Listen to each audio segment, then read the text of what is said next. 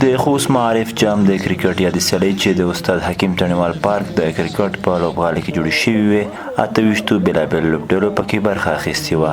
تنظیمونکي وایي اساسي موخه یې د دیني مدرسو او د ښوونځیو زده کوونکو ترمنځ فکري یووالی او همغږي رامنځته کول و.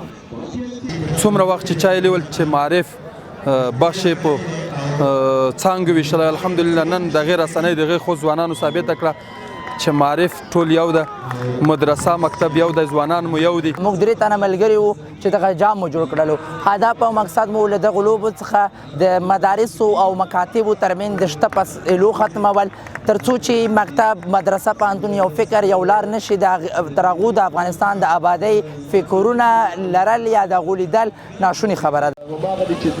بلخوا د دیني مدرسو او د ښوونځیو زده کوونکي چې په یادو سیالیو کې برخه اخیستې وه د ډول سیالۍ خورا مهمه وبللې او په ورته وخت کې د ورته نورو سیالیو د جوړېدو غوښتنه وکړه.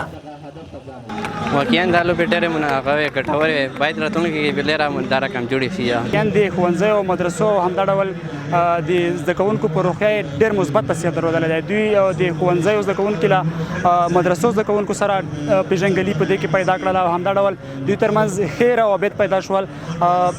یادې سیالۍ یوه میاشت وړاندې پیل شوې وې چې پکې 28 لوبډلو په 7 پړاوونو کې لوبې ترسره کړې. د یادولو ده چې په خوست کې دا لومړی ځل دی چې د دیني مدرسو او د ښوونځیو زده کوونکو ترمنځ دا ډول سیالۍ رامنځته کیږي.